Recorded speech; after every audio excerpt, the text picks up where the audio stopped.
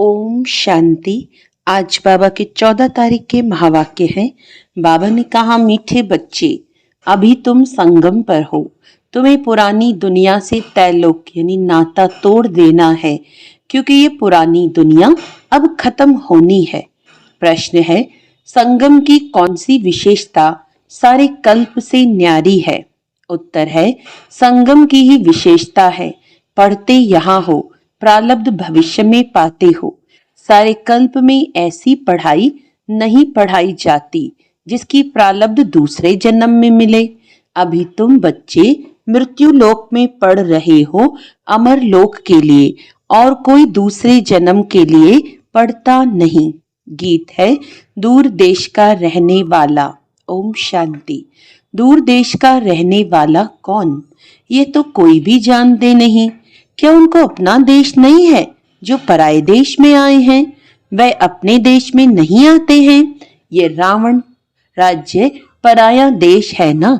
क्या शिव बाबा अपने देश में नहीं आते हैं? अच्छा, रावण का परदेश कौन सा है और देश कौन सा है?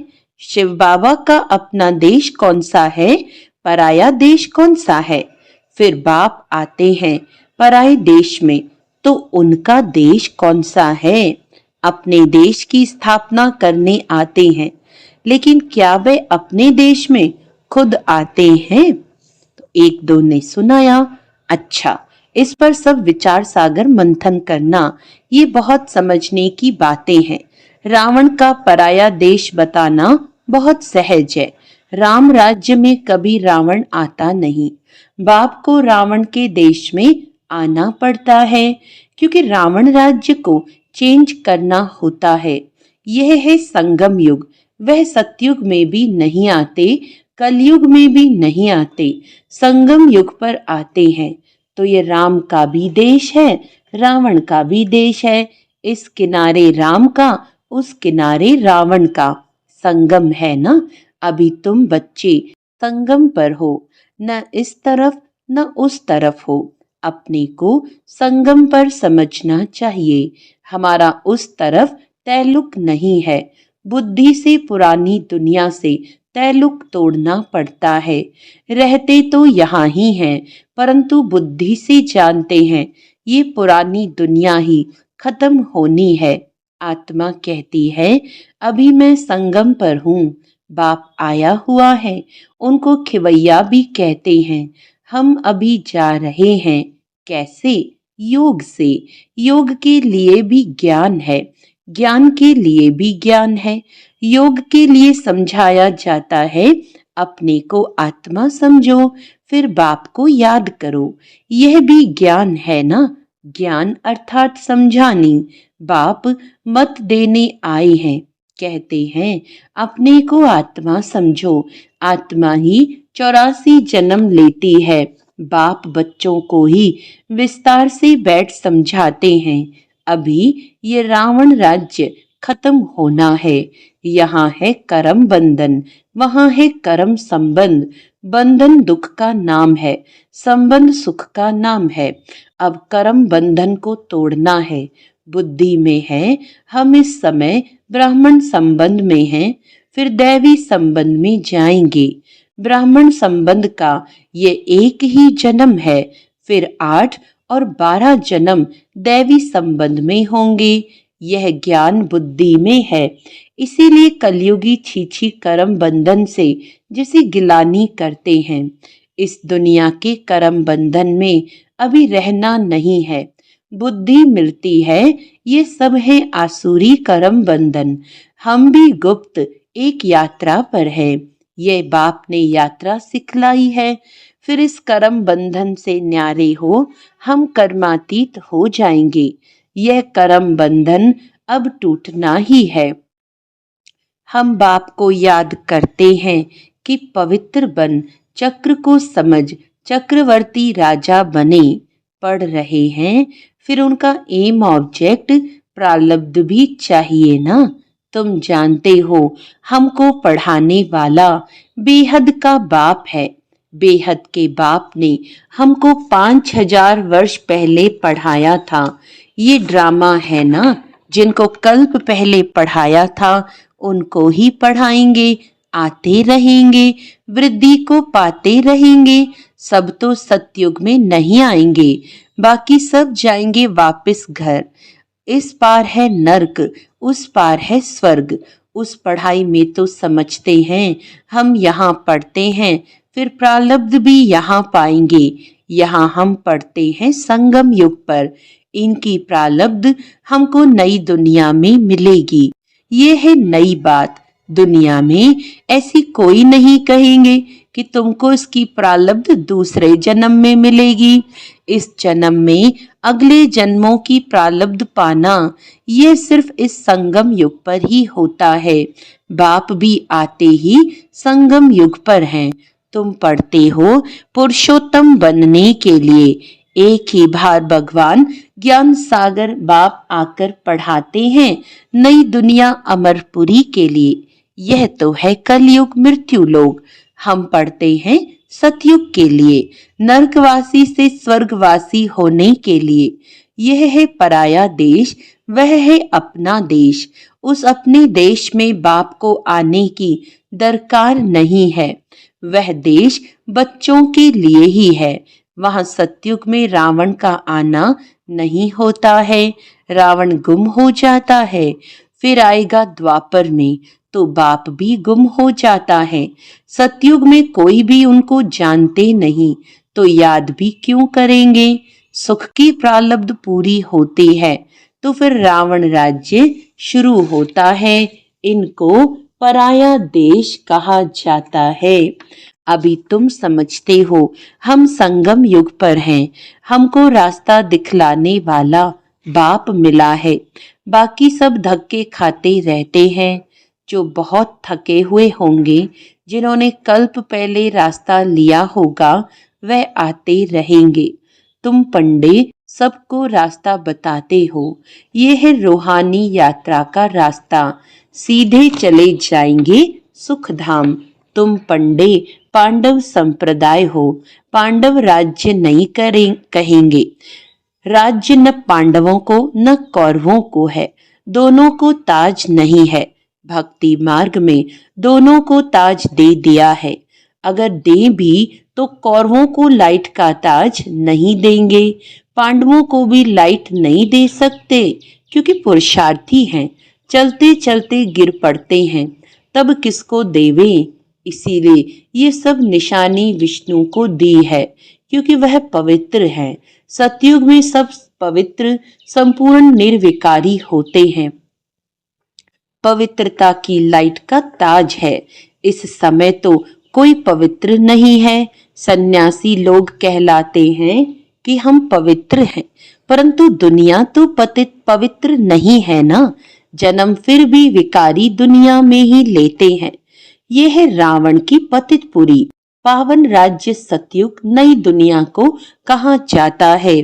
अब तुम बच्चों को बाप भगवान कांटों से फूल बनाते हैं। वह पतित पावन भी है, खेवैया भी है, बागवान भी है। बागवान आए हैं कांटों के जंगल में। तुम्हारा कमांडर तो एक ही है। यादवों का कमांडर चीफ शंकर को कहें, यूं तो वह कोई विनाश कराते नहीं है। जब समय होता है तो लड़ाई लगती है। कहते हैं शंकर की प्रेरणा से मूसल आदि बनते हैं। ये सब कहानियां बैठ बनाई हैं। पुरानी दुनिया खत्म तो जरूर होनी है। मकान पुराना होता है तो गिर पड़ता है, मनुष्य मर जाते हैं। यह भी पुरानी दुनिया खत्म होनी है। यह सब दबकर मर जाएंगे। कोई डूब मरेंगे, कोई शौक में मरेंगे। बॉम्ब्स आदि की जहरीली वायु भी मार डालेगी। बच्चों की बुद्धि में है कि अभी विनाश होना ही है। हम उस पार जा रहे हैं। कलयुग पूरा हो, सतयुग की स्थापना जरूर होनी है। फिर आधा कल्प लड़ाई होती ही नहीं। अभी बाप आए हैं पुरुषार्थ कराने। ये लास्ट चांस है।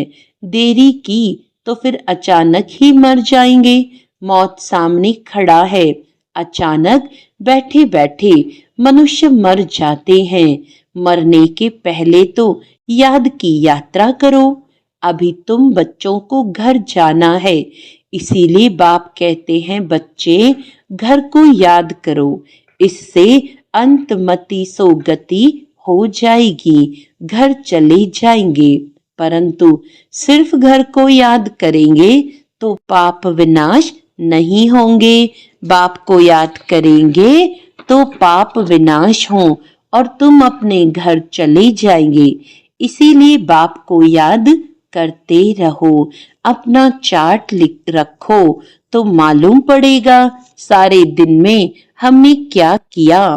5-6 वर्ष की आयु से लेकर अपनी लाइफ में क्या क्या किया वह भी याद रहता है। ऐसे भी नहीं सारा टाइम लिखना पड़ता है, ध्यान में रहता है। बगीचे में बैठ बाबा को याद किया, दुकान पर कोई ग्राहक नहीं है, हम याद में बैठे रहे, अंदर में नोट रहेगा।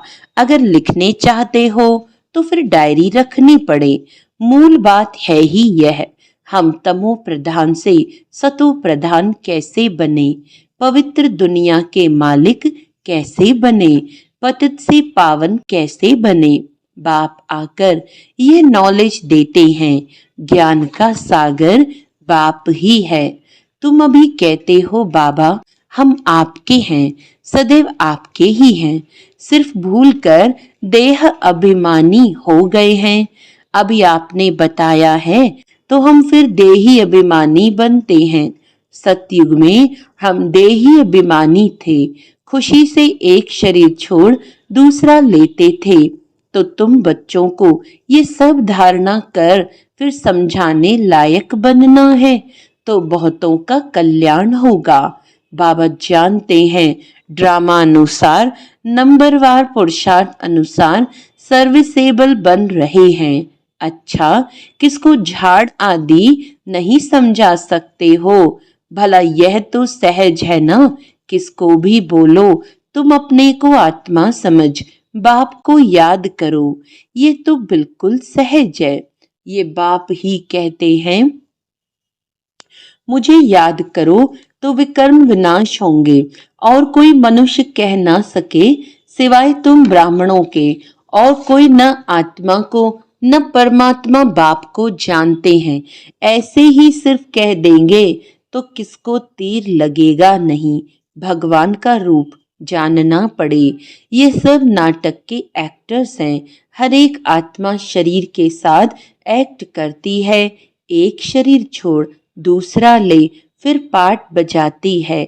वह एक्टर्स कपड़े बदली कर भिन्न भिन्न पार्ट बजाते हैं। तुम फिर शरीर बदलते हो। वो कोई मेल व फीमेल की ड्रेस पहनेंगे अल्पकाल के लिए।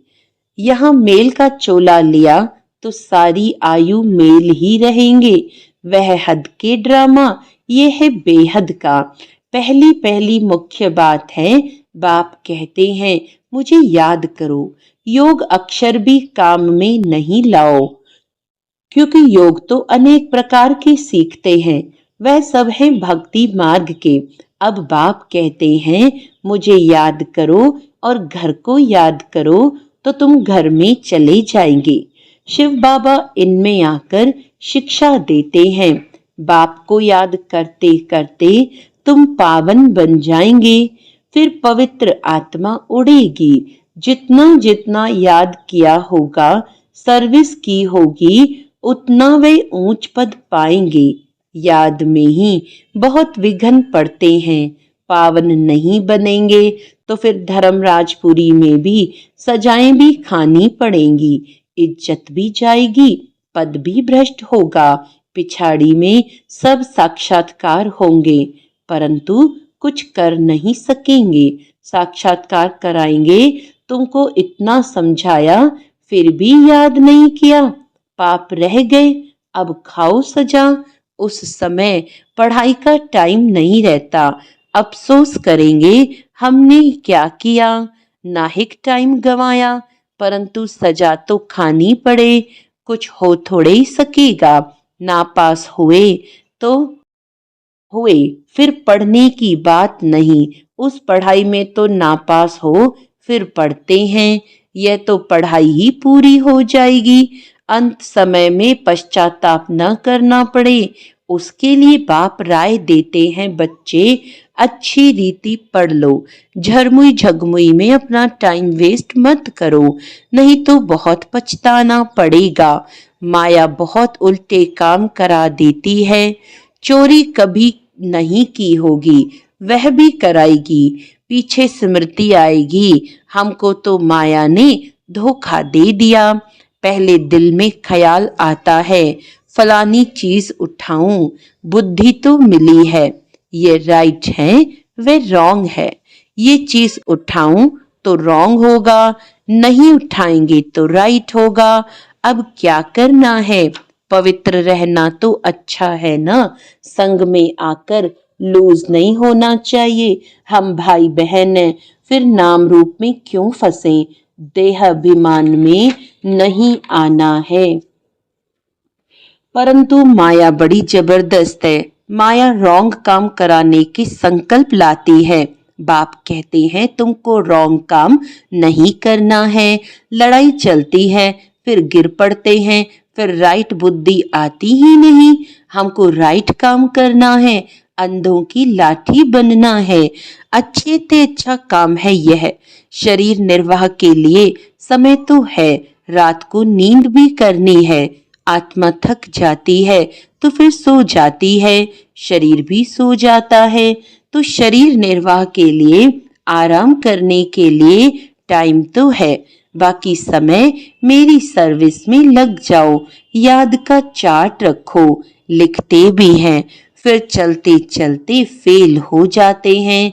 बाप को याद नहीं करते, सर्विस नहीं करते, तो रॉन्ग काम होता रहता है। अच्छा, मीठे मीठे सिके लदे बच्चों प्रति माता पिता बाप दादा का याद प्यार और गुड मॉर्निंग। रूहानी बाप की रूहानी बच्चों को नमस्ते। हम रूहानी बच्चों की रूहानी बाप दादा को याद प्यार गुड मॉर्निंग, नमस्ते नमस्ते नमस्ते जी। धारणा के लिए मुख्य सार है, झरमुई झगमुई में अपना टाइम वेस्ट नहीं करना है। माया कोई भी उल्टा काम न कराए, ये ध्यान रखना है।